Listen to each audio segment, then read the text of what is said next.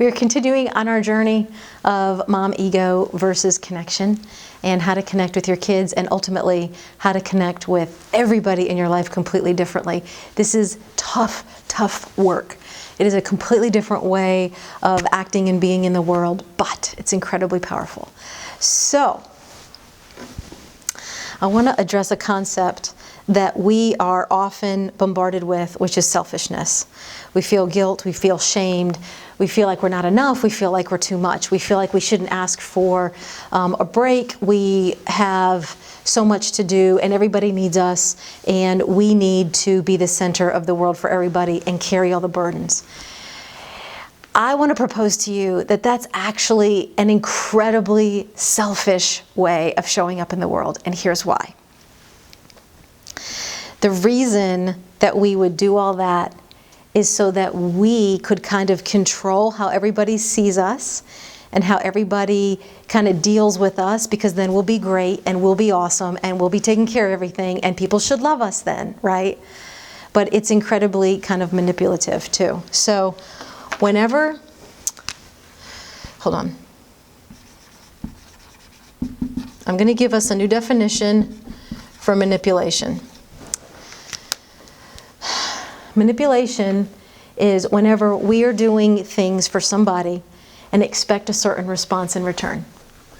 And when we don't get that response, we take them to task, hoping that ultimately we'll get the response we want. One example could be at our house, I'm going to give Jordan the special plate, and secretly I kind of hope next week he's going to give me the secret plate. I never say that, but I'm kind of like, hey, here's your secret plate. Hey, you're so special, you're awesome, yay.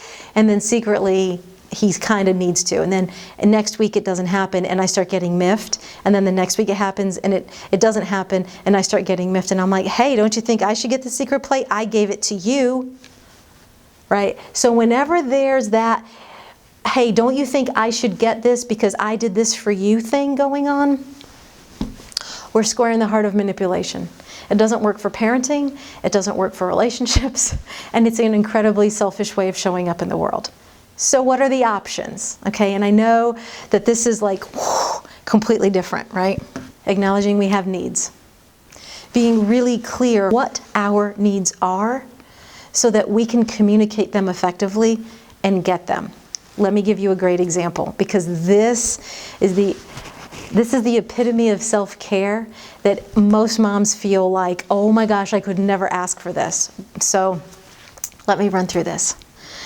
So when I found out I was pregnant, I asked for one night off a week.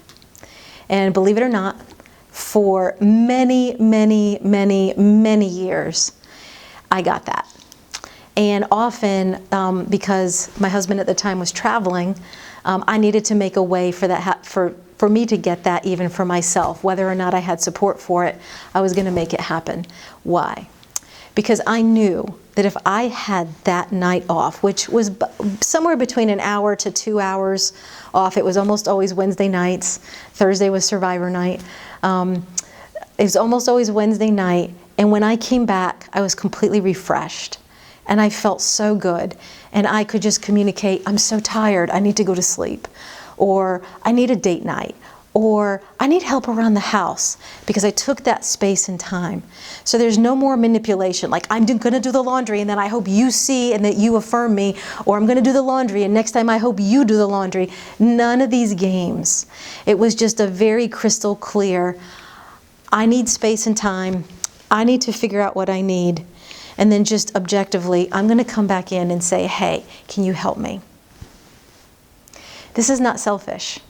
This is where we give people the opportunity to help meet our needs or not. They may not. If they don't, we don't get to manipulate them. We have to be creative and figure out how else can we get support. But we've communicated the need. We've allowed them, we've been vulnerable in some way, and we're allowing them to try to meet it. And sometimes it includes our kids meeting our needs. Meaning, hey, tonight, guys, I just need 30 minutes to myself. Do you guys mind watching TV while I'm not here? They don't care.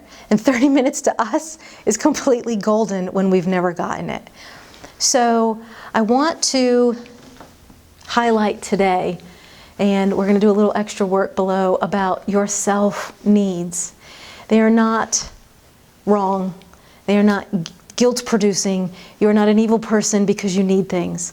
It is a way of functioning with integrity in relationships and taking full-on responsibility for yourself, your own needs, before you start moving into an ego place of hurt and emotion and how come nobody helps me, and don't you see I need time off, and how come I can't ever get a break around here, right? Versus, I need a break tonight, guys. I'm going to ask that you guys figure out how to make that happen. And next week, I'm also going to need another break. So maybe by next week, we can figure out how to make this happen more often than not. Preemptive self-care, self-care in general, incredibly high integrity ways of meeting our own needs so that we don't demand that everybody else meets what only we really can for ourselves.